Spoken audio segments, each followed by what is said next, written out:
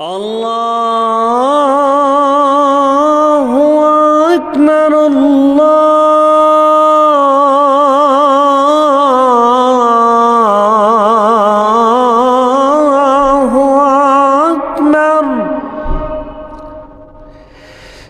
اشہد ان لا الہ الا اللہ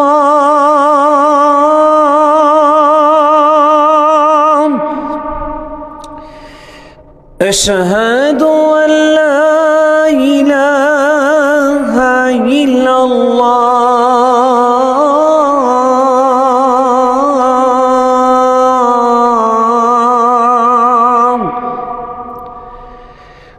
اشہد ان محمد رسول اللہ.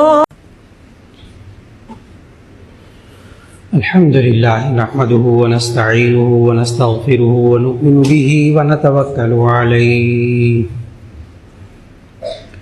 ونعوذ بالله من شرور أنفسنا ومن سيئات أعمالنا من يهده الله فلا مضل له ومن يضلله فلا هادي له ونشهد أن لا إله إلا الله وحده لا شريك له ونشهد أن سيدنا ومولانا محمدا عبده ورسوله صلى الله عليه وسلم. أما بعد فأعوذ بالله من الشيطان الرجيم. بسم الله الرحمن الرحيم. إنا أنزلناه في ليلة القدر وما أدراك ما ليلة القدر ليلة القدر خير من 1000 شهر تنزل الملائكة والروح فيها بإذن ربهم من كل أمر سلام هي حتى مطلع الفجر. وقال تبارك وتعالى وإذا سألك عبادي عني فإني قريب أجيب دعوة الداع إذا دعاني فليستجيبوا لي وليؤمنوا بي لعلهم يرشدون. صدق اللہ العظیم.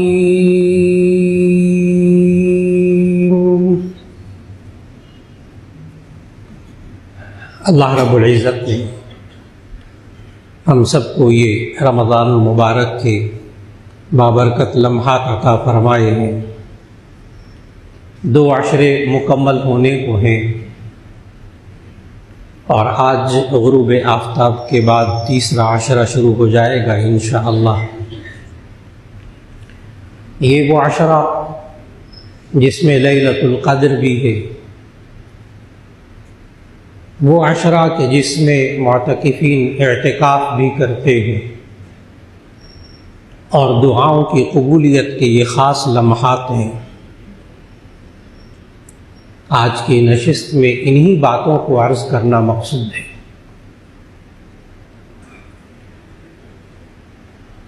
شب قدر کی اہمیت، یہ رات ہوتی کیا ہے، کب ہوتی ہے، ہم کیسے اس بات کا یقین کر لیں کہ ہمیں شب قدر مل گئی اور ہم نے اس میں عبادت کر لی. اور پھر اس شب قدر کی فضیلت خود جو اللہ نے بتائی وہ بھی سمجھنے کے قابل ہے. اور اس شب قدر میں کیا کرنا چاہیے کہ اللہ رب العزت نے یہ سورۃ القدر نازل فرمائی. پوری سورت اس لیلۃ القدر کے بارے میں. قدر کا لفظی مطلب ہوتا ہے اندازہ کرنا، طے کر دینا، فرض کر دینا، مرتبہ، عزت، یہ سب قدر کے معانی لغت میں لکھے ہوئے ہیں. آپ بھی کہتے ہیں کہ آپ کی میرے دل میں بڑی قدر ہے، بڑا مقام ہے، بڑی عزت ہے. اور کہیں قدر تقدیر کے معنی میں ہوتا ہے، قدر یقدر تقدیرا، ایک بات کو طے کر کے، فیصلہ کر کے، مقرر کر کے، اندازہ کر کے طے کر دینا. حیرت کی بات ہے کہ شب قدر کے اس مفہوم میں اور اس کی حقیقت میں یہ سارے ترجمے شامل ہیں.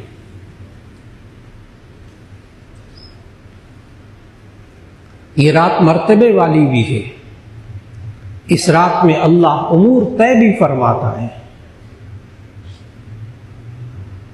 اور اس رات کے اندر اللہ رب العزت بندوں کی دعائیں بھی قبول فرماتا ہے، ان کی توبہ اور استغفار بھی قبول فرماتا ہے. خود اللہ نے جو اہمیت بتائی اس شب قدر کی، انا انزلناہ فی لیلۃ القدر، بے شک ہم نے اس قرآن حکیم کو شب قدر میں اتارا. بہت سے حضرات جو سیرت طیبہ کا مطالعہ رکھتے ہیں وہ جانتے ہیں کہ قرآن حکیم 23 سال کے عرصے میں آہستہ آہستہ نازل ہوتا رہا. علامہ جلال الدین سیوطی رحمہ اللہ نے الاتقان فی علوم القرآن میں تو اس کے دن تک شمار کر کے بتائے کہ قرآن حکیم 22 سال 2 مہینے 22 دن تک نازل ہوتا رہا. 22 سال 2 مہینے 22 دن، جس کو ہم تقریباً 23 سال کہتے ہیں. تو قرآن حکیم تو 23 سال میں نازل ہوتا رہا. یہ ایک رات میں نازل ہونے کا کیا معنی؟ یہ ایک رات میں اترا یا 23 سال میں اترا؟ اس کا جواب مفسرین نے لکھا احادیث کی روشنی میں کہ اللہ رب العزت نے لوح محفوظ سے آسمان دنیا پہ قرآن حکیم اتارا لیلۃ القدر میں، ایک دم ایک رات میں نازل کی.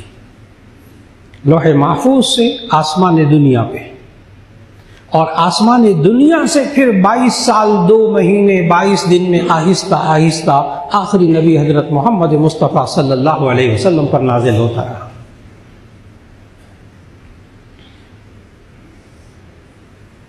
اور قرآن مجید میں مفسرین لکھتے ہیں کہ اللہ نے ان دونوں قرآن حکیم کے نازل ہونے کے لیے الگ الگ لفظ ذکر کیے قرآن مجید میں.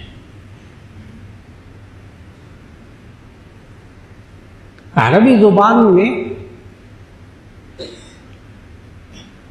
ہر باب کا ایک خاصہ ہوتا ہے، کچھ خواص ہوتے ہیں جس کو ہمارے علماء خاصیات ابواب کہتے ہیں. ایک باب ہے نازلہ، اس کا معنی اترنا، نازل ہونا. ایک ہے انزل ينزل انزالا، باب افعال، اتارنا. اور اس میں دفعتاً، ایک دم اتارنے کا معنی ہوتا ہے. انزل ایک دم اتارا.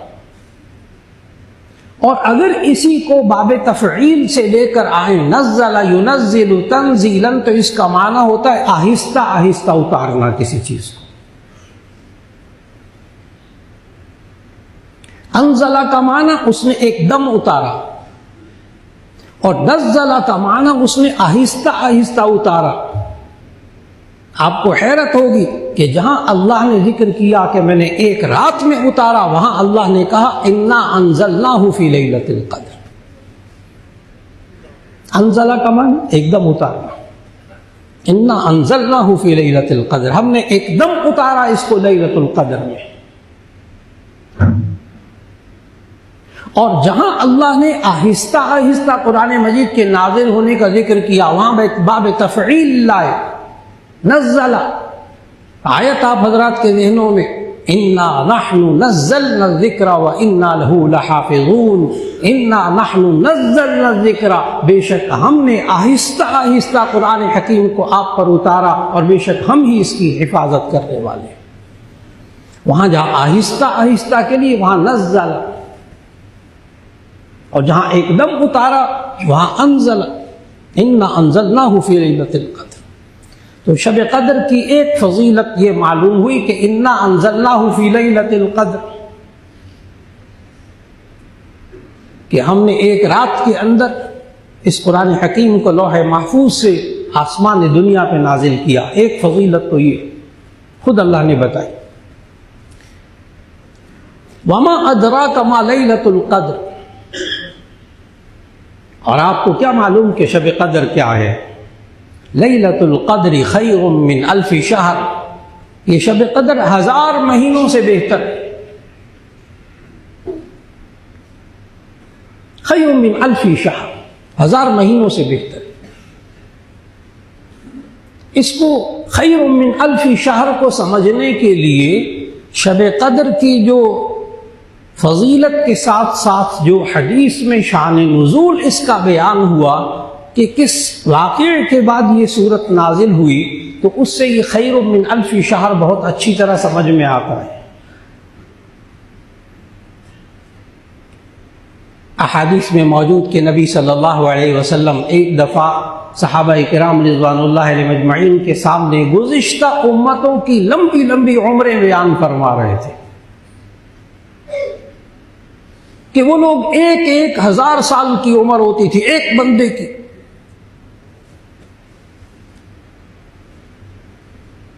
ایک 1000 سال وہ جہاد کرتا رہا، وہ عبادت کرتا رہا، تو گزشتہ امتوں کی عمریں 1000 سال۔ پھر اپنی امت کے بارے میں نبی صلی اللہ علیہ وسلم نے فرمایا کہ میری امت کی عمریں چھوٹی چھوٹی ہوں گی۔ بعض حضرات اس پر پوچھتے ہیں کہ یہ جو 1000 سال، کیونکہ ہمارے دن میں 100 سال گزارنا بھی تو مشکل ہے نا، تو 1000 سال سمجھ میں نہیں آتا، تو بعض حضرات پوچھتے ہیں کہ کیا یہ 1000 سال والی روایت درست ہے کہ ایک بندے کی عمر 1000 سال ہوتی تھی پہلے؟ کیا یہ روایات مضبوط روایات ہیں، مستند روایات ہیں؟ تو اس کا جواب یہ ہے کہ ساری روایات ایک طرف، قرآن مجید کی ایک آیت ایک طرف۔ اس سوال کا جواب قرآن مجید کی ایک آیت سے ملتا ہے جہاں اللہ نے نوح علیہ السلام کے بارے میں ذکر کیا، وَلَقَدْ أَرْسَلْنَا نُوحًا إِلَىٰ قَوْمِهِ فَلَبِثَ فِيهِمْ أَلْفَ سَنَةٍ إِلَّا 50 عَامًا۔ وَلَقَدْ أَرْسَلْنَا نُوحًا إِلَىٰ قَوْمِهِ، ہم نے نوح علیہ السلام کو ان کی قوم کی طرف بھیجا، فَلَبِثَ فِيهِمْ أَلْفَ سَنَةٍ، تو وہ اپنی قوم میں 1000 سال رہے، إِلَّا 50 عَامًا، 50 سال کم، تو 950 سال تو ثابت ہو گئے۔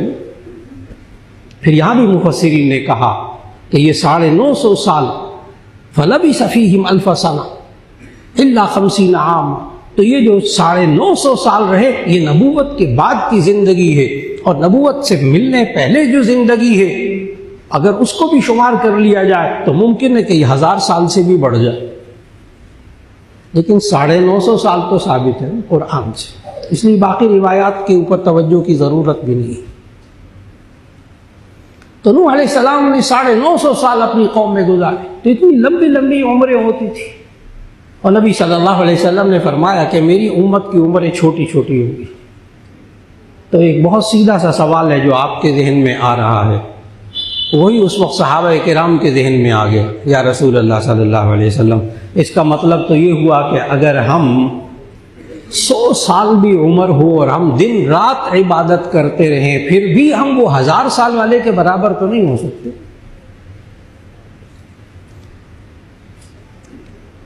اگلا جملہ صحابہ نے نہیں بولا، لیکن آج کے معاشرے کے ذہن میں آتی ہے وہ بات کہ وہ پہلے لوگوں کی عمریں 1000 سال، یہاں زیادہ سے زیادہ 100 سال، تو اس میں ہمارا کیا قصور ہے؟ بین السطور ہمارا کیا قصور ہے؟ ہم تو 100 سال بھی عبادت کرتے ہیں دن رات، تو 1000 سال کو نہیں پہنچیں گے۔ اس پر اللہ نے یہ سورۃ القدر نازل فرمائی، لیلۃ القدر خیر من الف شہر، یہ شب قدر 1000 مہینوں سے بہتر ہے۔ اب 1000 مہینوں کو آپ 1000 کو 12 پہ تقسیم کیجیے، اس کے سال بنائیے، تو آپ کو حیرت ہوگی۔ 1000 مہینوں کے سال بنائیں گے تو یہ سال بنیں گے 83 سال 4 مہینے، 83 years and 4 months، 83 سال 4 مہینے۔ ایک رمضان میں ایک شب قدر کو پانے والے کو 83 سال 4 مہینے سے زیادہ کا ثواب ملے گا، اور خیر من الف شہر، بہتر، برابر بھی نہیں، بہتر۔ تو اگر ایک شخص جو شب قدر کو پالے، اور آپ حضرات یہ ذہن میں رکھیے گا، خواتین بھی سن رہی ہیں، مرد بھی سن رہے ہیں، کہ آپ میں سے ہر ایک یقینی طور پر شب قدر کو پا سکتا ہے۔ ابھی اس پر بات ہوگی انشاءاللہ، یقینی طور پر یہ ذہن میں رکھیے۔ تو اگر کوئی شخص لیلۃ القدر کو اس میں عبادت کر کے، ابھی اللہ نے یہ عمریں دی ہوئی ہے، اور پھر اس کے بعد اللہ تعالیٰ 20 سال 25 سال 30 سال 50 سال زندگی دے، تو ایسی صورت میں یہ انسان 11 سال اگر مسلسل شب قدر میں عبادت کرتا رہے تو یہ 1000 سال والی عمر والے تو بہت پیچھے رہ جائیں۔ ہر سال 83 سال 4 مہینے، اور 11 سال کے بعد پھر یہ انسان 1000 سال والی عمر سے زیادہ عبادت کا ثواب پا چکا ہوگا۔ اس لیے بڑی اہمیت دیجیے گا اس بات کو۔ اور پھر خیر من الف شہر، 1000 مہینوں سے بہتر، کتنا بہتر وہ اللہ جانتا ہے۔ اللہ قادر ہے کہ ایک شب قدر کی عبادت 1000 سال سے بھی زیادہ اس انسان کو ثواب دے دے، اللہ قادر ہے۔ تو دوسری فضیلت شب قدر کی یہ معلوم ہوئی، ایک تو یہ کہ اس میں قرآن حکیم اللہ نے نازل کیا، نزول قرآن کی رات ہے۔ نمبر 2، اس میں عبادت کرنا یہ 1000 مہینوں سے زیادہ ثواب کا باعث ہے۔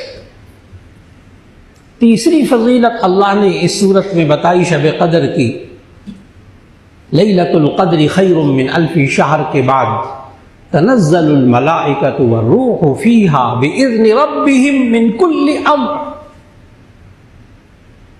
تنزل الملائکۃ، اس رات میں فرشتے اترتے، والروح، روح القدس یعنی جبرائیل علیہ السلام نازل ہوتے ہیں، بإذن ربہم، اللہ کے حکم سے، اللہ کی اجازت سے، من کل امر، ہر بات کو لے کر نازل ہوتے ہیں۔ اب آپ کے ذہن میں آ رہا ہوگا اس کو لیلۃ القدر کیوں کہتے ہیں؟ کیونکہ اس بارے میں اللہ کے علم میں سب کچھ موجود، تقدیر میں سب کچھ طے، اور جبرائیل علیہ السلام کو اس مخلوق کے احکام دے کر، ہر حکم دے کر اللہ پھر تفصیلی حکم دے کر نازل کرتا ہے، پھر ایسا ہی ہوتا ہے۔ چنانچہ سورہ دخان کی اس آیت میں فیہا یفرق کل امر حکیم امرا من عندنا، اس سے اکثر مفسرین نے شب قدر مراد لی، فیہا یفرق کل امر حکیم امرا من عندنا، کہ اس رات میں اللہ ہر حکمت پر مبنی کام کو الگ الگ کرتا ہے، کس کو کتنا رزق دینا ہے، کتنی عمر دینی ہے، اس کا انجام کیا ہوگا، اس پر ساری تفصیلات اللہ الگ الگ اس رات کے اندر کرتا ہے۔ اور اس رات کے اندر خوب مانگا جائے، خوب اللہ سے عبادت کی جائے، خوب دعائیں مانگی جائے، خوب توبہ اور استغفار کی جائے۔ تو تیسری فضیلت یہ معلوم ہوئی کہ اس رات میں اللہ فرشتوں کو نازل کرتا ہے، جبرائیل علیہ السلام کو نازل کرتا ہے، ہر حکمت پر مبنی کام کو الگ الگ کر کے اللہ اس رات کے اندر دے دیتا ہے۔ تیسری فضیلت تو یہ معلوم ہوئی۔ اور چوتھی فضیلت یہ معلوم ہوئی کہ سلام ہی حتی مطلع الفجر، کہ یہ سلامتی والی رات ہے، اس میں انسان کے لیے بھی سلامتی، اور ہی حتی مطلع الفجر، یہ صبح صادق کے طلوع ہونے تک رہتی ہے۔ یہاں یہ عرض کرتا چلوں اس آیت پہ، اس لفظ پہ توجہ دیجیے گا، یہ حتی مطلع الفجر، یہ رات لیلۃ القدر یہ صبح صادق ہونے تک رہتی ہے، جب سحری کا وقت ختم ہوتا ہے، سحری کا اذان، فجر کی اذان ہوتی ہے، اس وقت تک یہ شب قدر کا وقت رہتا ہے۔ اور شروع کہاں سے ہوتا ہے اس کو ذہن میں رکھیے گا، یہ آج کل بہت سے ذہنوں میں نہیں ہے، اس لیے کہ یہ طاق راتیں ہوتی ہیں، ان میں مغرب کی نماز بھی پڑھی، کھانا وانا کھایا، اس کے بعد رات کو عشاء کی نماز پڑھی، پھر تراویح پڑھی، وتر پڑھے، فارغ ہو گئے تو کہتے ہیں کہ اب ہم نے شب قدر کی عبادت کرنی ہے، آج طاق رات ہے۔ لوگ یوں کہتے ہیں، آپس میں کہتے ہیں اب ہم تراویح سے فارغ ہو گئے ہیں اور اب ہم طاق رات ہے، شب قدر کی عبادت کریں گے، یوں کہتے ہیں لوگ، عام لوگوں کا ذہن یہی ہے۔ لیکن آپ کی توجہ ایک بات کی طرف دلانا چاہوں گا کہ آپ نے یہ سمجھنا ہے کہ رات قرآن حکیم کے نقطہ نظر سے اس خالق کے نزدیک رات کب شروع ہوتی ہے؟ تو رات شروع ہوتی ہے سورج کے غروب ہونے کے بعد۔ جب اللہ نے قرآن میں کہا نا روزوں کے بارے میں وَكُلُوا وَاشْرَبُوا حَتَّى يَتَبَيَّنَ لَكُمُ الْخَيْطُ الْأَبْيَضُ مِنَ الْخَيْطِ الْأَسْوَدِ مِنَ الْفَجْرِ ثُمَّ أَتِمُّوا الصِّيَامَ إِلَى اللَّيْلِ، پھر تم روزوں کو پورا کرو رات تک۔ تو آپ کہاں تک روزوں کو پورا کرتے ہیں؟ غروب آفتاب تک۔ تو ثم اتم الصیام الی اللیل سے فوراً آپ نے سمجھ لیا کہ رات شروع ہوتی ہے سورج غروب ہونے کے بعد۔ اب اطلاعاً عرض ہے کہ جب یہ طاق راتوں میں مغرب کی نماز پڑھے گا تو اس نے شب قدر میں عبادت کی ہے، جب یہ نوافل پڑھے گا، مغرب کی سنتیں پڑھے گا، اوابین پڑھے گا تو یہ شب قدر میں عبادت کر رہا ہے۔ جب یہ رات کو طاق راتوں میں جب یہ فرض عشاء کے پڑھے گا تو یہ عبادت کر رہا ہے، جب تراویح پڑھے گا تو شب قدر کی عبادت ہو رہی ہے، وتر پڑھے گا عبادت ہو رہی ہے۔ بڑی توجہ سے انسان، عام معاشرے کے انسان ان باتوں کو شب قدر کی عبادت نہیں سمجھتے، کہتے اب کرنے لگے ہیں شب قدر کی عبادت وتروں کے بعد۔ جی ضرور کیجیے، ضرور کیجیے، اللہ توفیق دے۔ اور اب تو چند گھنٹے کی بات ہوتی ہے، چند گھنٹے کی بات،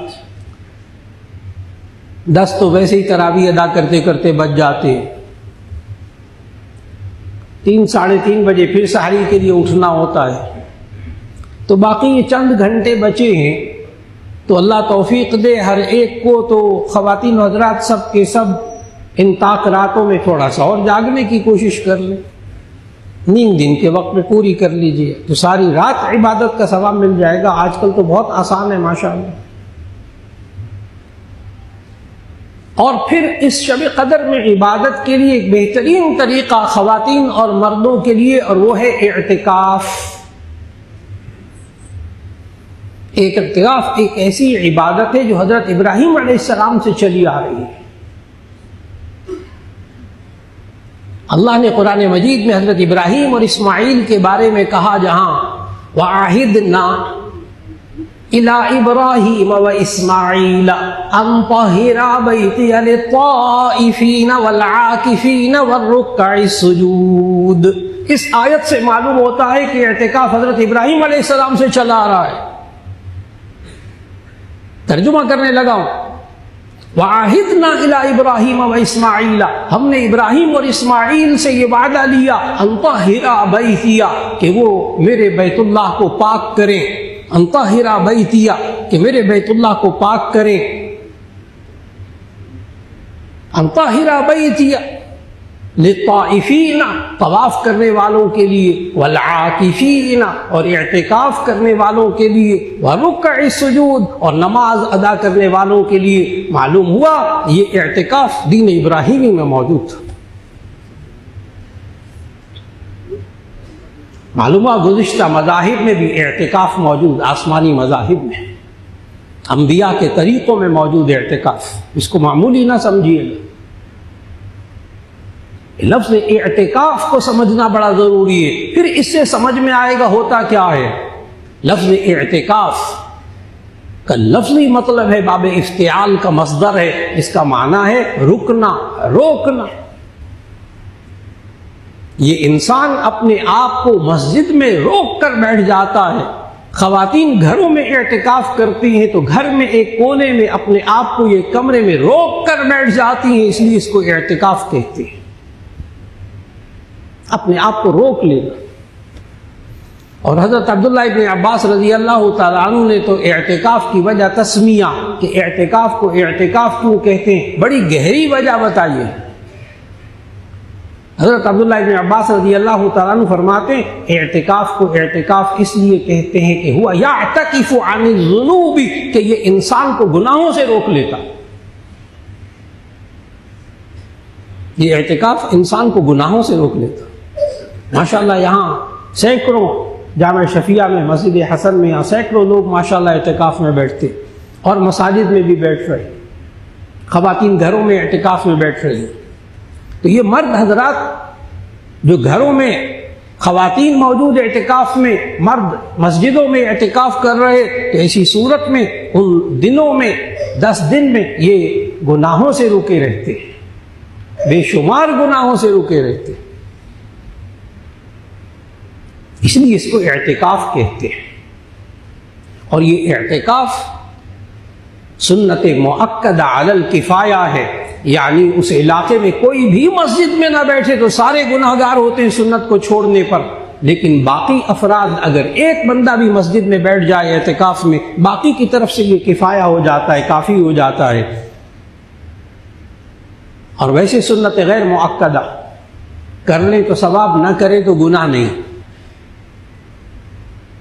اور ثواب کتنا سوچیے گا، جو جو اعتکاف کر رہا ہے اللہ سب کو توفیق دے، اور جتنے یہاں مسجد حسن میں اعتکاف کرنے والے ہیں، خواتین گھروں میں اعتکاف کرنے والی ہیں، سوچے نبی صلی اللہ علیہ وسلم نے اس کا ثواب کیا بتایا۔ فرمایا جو بندہ ایک اعتکاف کرتا ہے تو اللہ اس کے درمیان اور جہنم کے درمیان کئی ہزار خندقوں کا فاصلہ کر دیتا۔ تو معلوم یہ ہوا کہ اعتکاف تو انسان کے لیے بڑی اہمیت کا حامل ہے، لہذا اس شب قدر کو پانے کے لیے اعتکاف بڑی شاندار چیز، کیونکہ یہ بندہ بہرحال مسجد میں رہے گا۔ خاتون اعتکاف کر رہی گھر میں تو وہ لازماً گھر میں ان راتوں کے اندر عبادت کرے گی۔ یاد رکھ لیجئے گا معتکف کا سونا بھی عبادت، اس کا رات کو آرام کرنا بھی عبادت، کیونکہ مسجد میں ہے، وہ اعتکاف کی نیت کر کے سویا ہوا ہے، اس کا سونا بھی عبادت، اس کا آرام کرنا بھی عبادت، اس کی نمازیں بھی عبادت، اس کے روزے بھی عبادت۔ ایک تو یہ طریقہ شب قدر کو پانے کا، اور نبی صلی اللہ علیہ وسلم نے ہمیں سمجھایا، بخاری شریف کی حدیث، تحروا لیلۃ القدر فی اواخر العاشر من رمضان، او کما قال علیہ الصلوۃ والسلام، کہ تم شب قدر کو تلاش کرو رمضان المبارک کی آخری طاق راتوں میں۔ طاق راتیں 5 راتیں، 21ویں رات، 23ویں رات، 25ویں رات، 27ویں رات، 29ویں رات، 5 راتیں۔ سچے نبی صلی اللہ علیہ وسلم نے فرمایا کہ ان طاق راتوں میں شب قدر ہوتی ہے، لہذا جو بندہ 5 راتیں عبادت کرتا رہا وہ یقین رکھے کہ اس نے شب قدر پا لی۔ میں نے شروع میں عرض کیا تھا کہ میں ابھی عرض کرتا ہوں کہ ہم کیسے یقین کریں کہ ہم نے شب قدر پا لی ہے۔ شب قدر کی تعین اٹھا دی گئی۔ بعض روایات سے معلوم ہوتا ہے پہلے شب قدر متعین تھی، لیکن پھر اس میں کچھ لوگ اختلاف کرنے لگے تو ایک حدیث میں آتا ہے اللہ نے اس کی تعین اٹھا لی، اسی میں خیر ہو۔ لہذا اس تعین کے اٹھنے کی وجہ سے بعض حضرات سوچتے ہیں پتہ نہیں ہمیں شب قدر ملی کہ نہیں ملی۔ جی آپ 5 راتوں میں عبادت کر لیجیے اور پھر یقین کیجیے کہ آپ نے شب قدر میں عبادت کی ہے، آسان طریقہ۔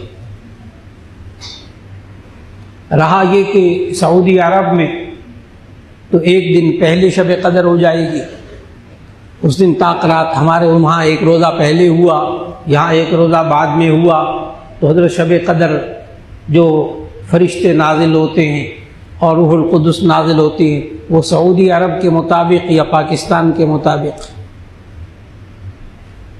لوگ الجھتے۔ اس سوال کو اور مشکل کر دیتا ہوں، عین اس وقت جس وقت پاکستان میں یا سعودی عرب میں رات ہوتی ہے اس وقت کینیڈا کے اندر دن ہوتا ہے، تو فرشتے دن میں اتریں گے یا رات میں اتریں گے؟ یہ انسان بہت الجھ رہا۔ سعودی عرب والی رات مراد ہوگی، پاکستان والی رات مراد ہوگی۔ میں نے کہا رات تو بڑی دور کی بات ہے، کینیڈا میں اس وقت دن ہوتا ہے، اب ان کی شب قدر کب ہوگی؟ یہ انسان بڑا سوچ رہا، بڑا الجھ رہا،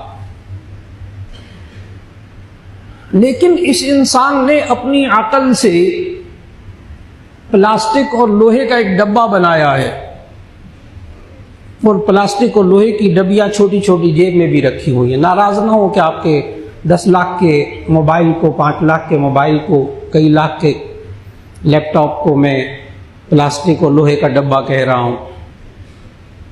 اب تو یہ نوجوان بیٹھے ہوئے اتنے سارے ماشاءاللہ سارے کمپیوٹر کے دور کے پیداوار ہیں اور بہت اچھی طرح کمپیوٹر میں مہارت رکھتے ہیں، میری بات فوراً سمجھ جائیں گے، اس مختصر سے اشارہ کروں گا، یہ نوجوان سمجھ جائیں گے۔ ایک سادہ سی ایپ ہے،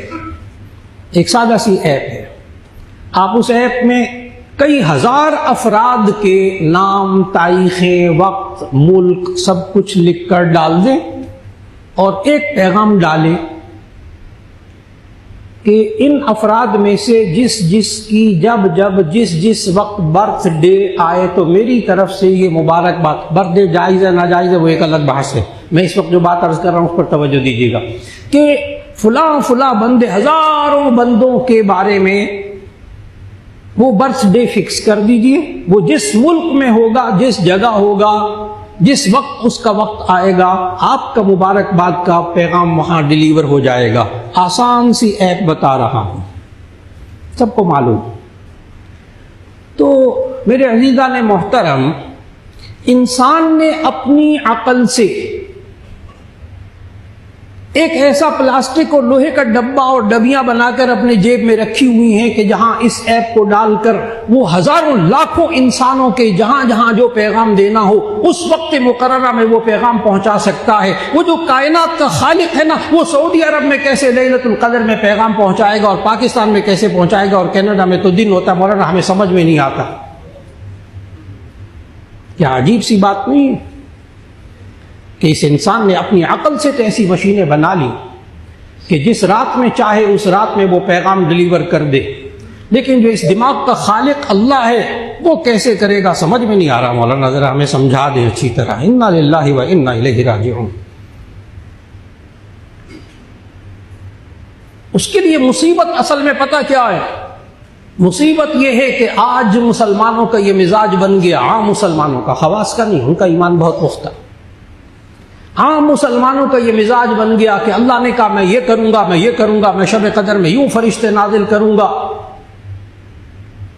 یہ انسان جب اللہ کہتا نا میں یہ کروں گا، میں یہ کروں گا، تو انسان سوچتا اللہ کیسے کرے گا۔ ہم بہت فکر مند ہوتے ہیں ان باتوں کے بارے میں جو اللہ نے کہا میں کروں گا، ہم سوچتے رہتے اللہ کیسے کرے گا۔ یہ تو بڑا مشکل کام ہے۔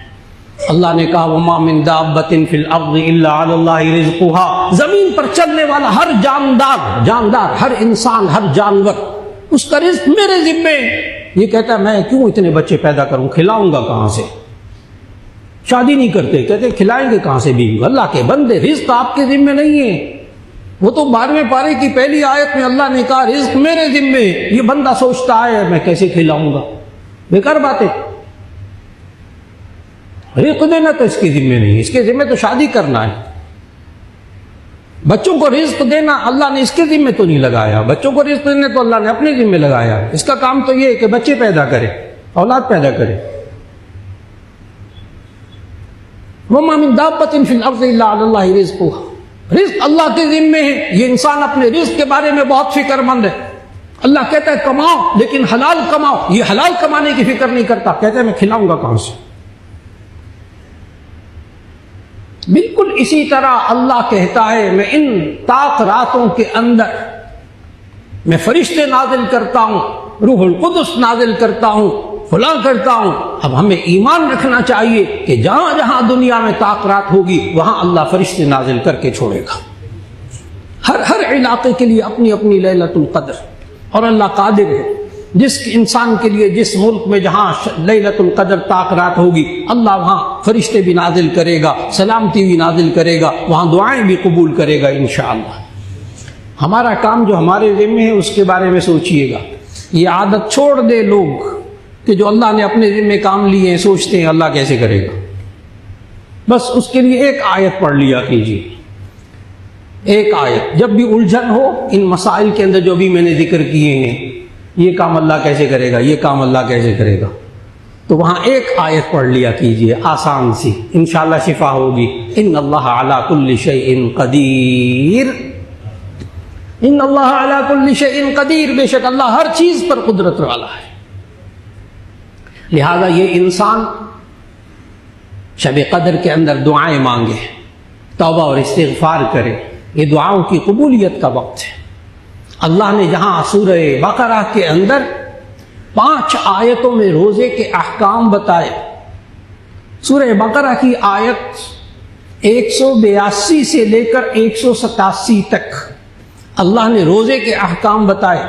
اس میں آیت نمبر 186 میں اللہ نے یوں کہا رمضان کے احکام بتاتے ہوئے، وَإِذَا سَأَلَكَ عِبَادِي عَنِّي فَإِنِّي قَرِيبٌ أُجِيبُ دَعْوَةَ الدَّاعِ إِذَا دَعَانِ فَلْيَسْتَجِيبُوا لِي وَلْيُؤْمِنُوا بِي لَعَلَّهُمْ يَرْشُدُونَ۔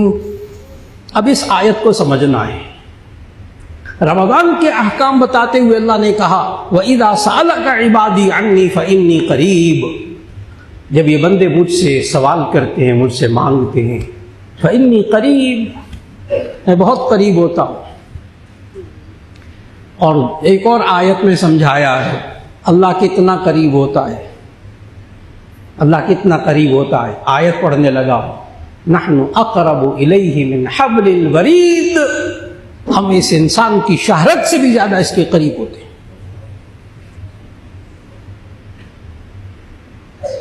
اللہ اتنے قریب آ جاتا ہے۔ وَإِذَا سَأَلَكَ عِبَادِي عَنِّي فَإِنِّي قَرِيبٌ أُجِيبُ دَعْوَةَ الدَّاعِ إِذَا دَعَانِ، میں دعا مانگنے والے کی دعا کو قبول کرتا ہوں جب وہ مجھ سے دعا مانگتا ہے۔ فَلْيَسْتَجِيبُوا لِي، تو مجھ سے مانگو، وَلْيُؤْمِنُوا بِي، میرے اوپر ایمان تو رکھو، لَعَلَّهُمْ يَرْشُدُونَ، تاکہ یہ ہدایت پا جائیں۔ معلوم ہوا جو شخص اللہ سے مانگتا ہے، خوب مانگتا ہے، وہ ہدایت پر رہتا ہے۔ جو اللہ سے مانگنا چھوڑ دیتا ہے وہ ہدایت پر نہیں ہوتا۔ اللہ سے مانگنے کی عادت بنائیے، اللہ ضرور دعائیں قبول کرے گا۔ کبھی زبان پر یہ نہ لائیں پتہ نہیں اللہ کس کی دعائیں قبول کرتا ہے، ہماری تو قبول کرتا نہیں، ہمیں تو کچھ بھی نہیں دیا۔ عام جملے ہیں لوگوں کی زبانوں پر، اللہ ہماری دعائیں تو نہیں قبول کرتا، ہمارے پاس تو کچھ ہے ہی نہیں، بڑا اللہ سے مانگا اللہ نے دیا ہی نہیں کچھ۔ یاد رکھ لیجئے گا، جس انسان کے ذہن میں یہ آئے کہ میں نے اللہ سے مانگا اور اللہ نے مجھے نہیں دیا، کبھی شکوہ ذہن میں آ جائے، عین اس وقت یہ سوچنا شروع کر دے، جسے ہمارے بزرگ مراقبہ کہتے ہیں، تھوڑا سا سوچنا شروع کر دے کہ اللہ نے جو بغیر مانگے اس کو نعمتیں دی ہوئی ہیں، یہ اس کو تھوڑا سا شمار کرنا شروع کر دے۔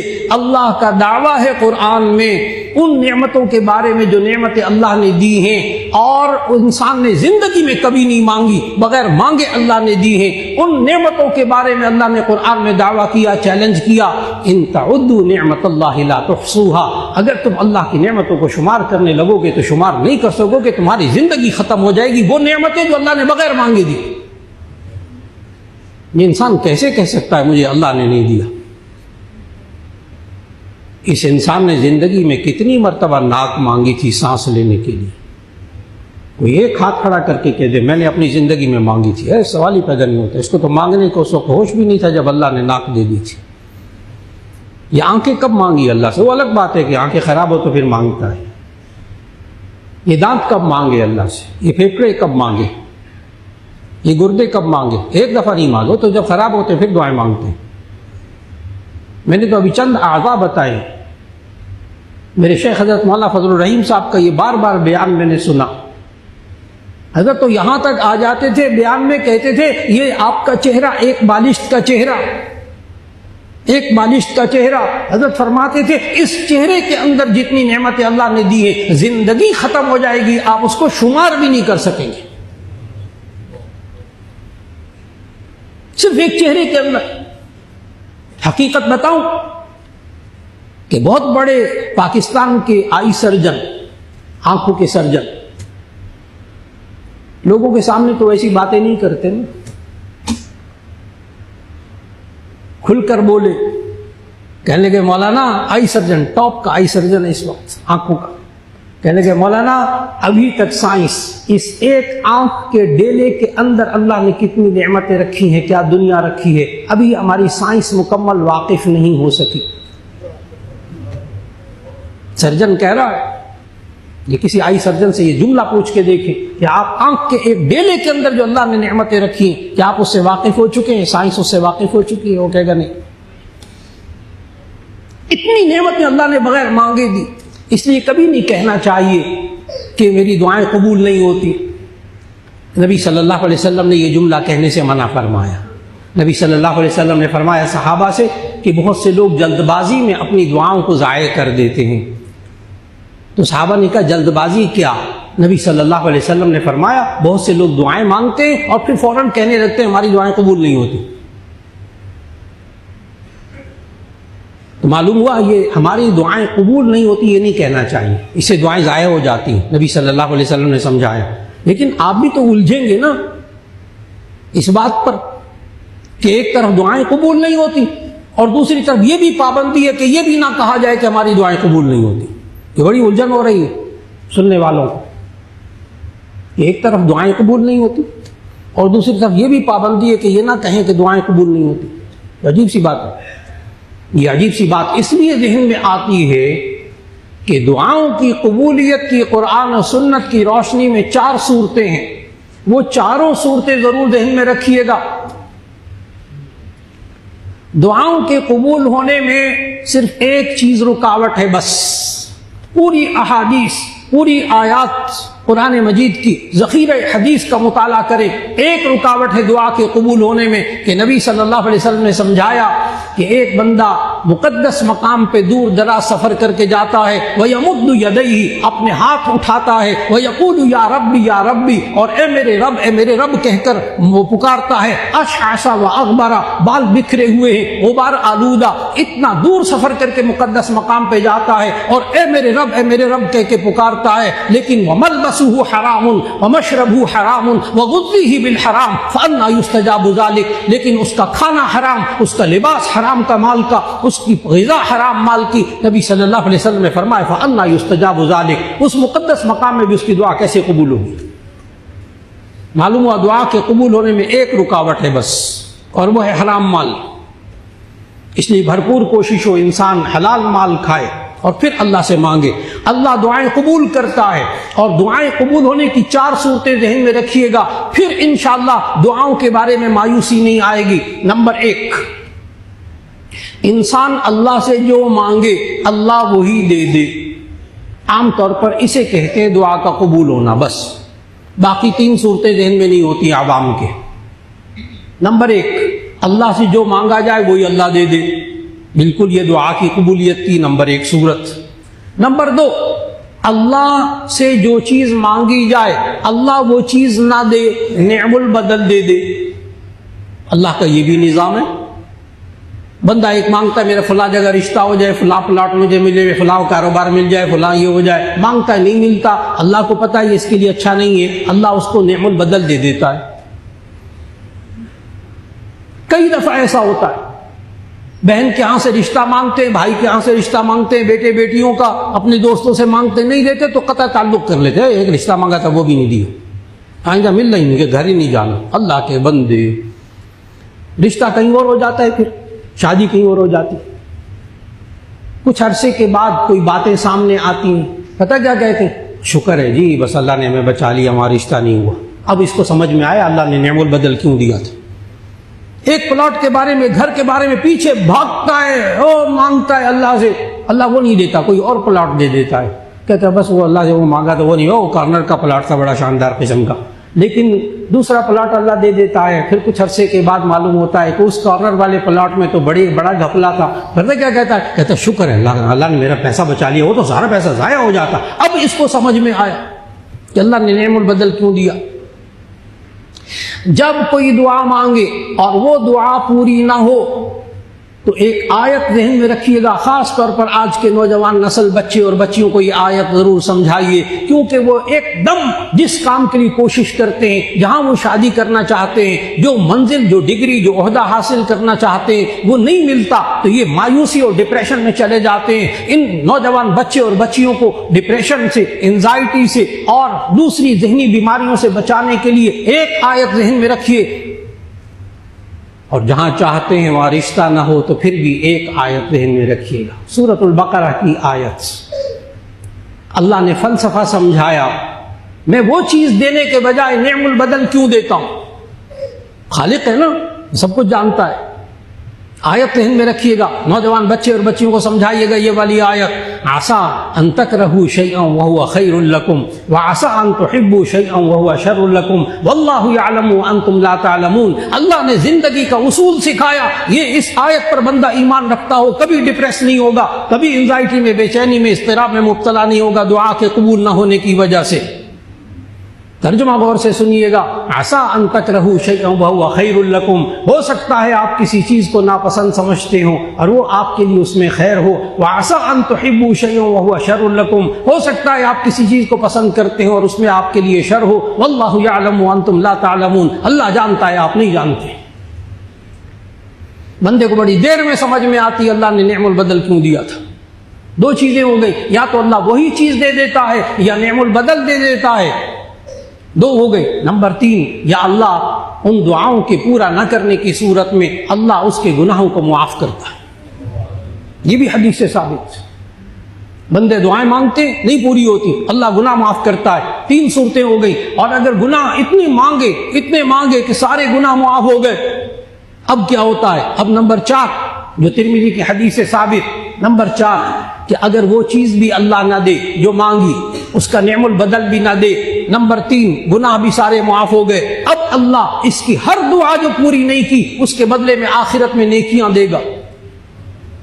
اب دامن ترمذی کی حدیث سنانے لگا ہوں، نبی صلی اللہ علیہ وسلم نے فرمایا کہ بندہ آخرت میں نیکیوں کے ایک ڈھیر کو دیکھے گا اور کہے گا کہ اے اللہ یہ میری نیکیاں نہیں ہیں۔ اس وقت آنکھیں کھل جائیں گی نا بندے کی، یہ میری نیکیاں نہیں ہیں۔ اس وقت اس بندے سے کہا جائے گا اے بندے یہ وہ نیکیاں ہیں جو میں نے دنیا میں تیری دعائیں پوری نہیں کی تھیں، اس کے بدلے میں آج نیکیوں کو دے رہا ہوں۔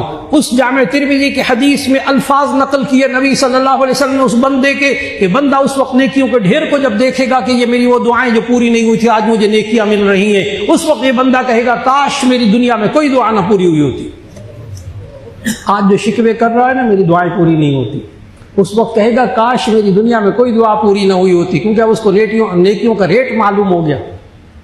اللہ رب العزت ہم سب کو اب آخری عشرے میں خوب توبہ اور استغفار کی توفیق عطا فرمائے، دعائیں مانگنے کی توفیق عطا فرمائے، اور پھر اس کے ساتھ ساتھ خواتین بھی اعتکاف میں بیٹھے، مرد بھی اعتکاف میں بیٹھے اور اللہ سے خوب مانگے اور شب قدر کو پانے کی کوشش کرے۔ اللہ ہم سب کی دعاؤں کو قبول کر لے۔ الحمدللہ رب العالمین، اللہم صلی علی سیدنا و مولانا محمد وعلی آل سیدنا و مولانا محمد وبارک وسلم۔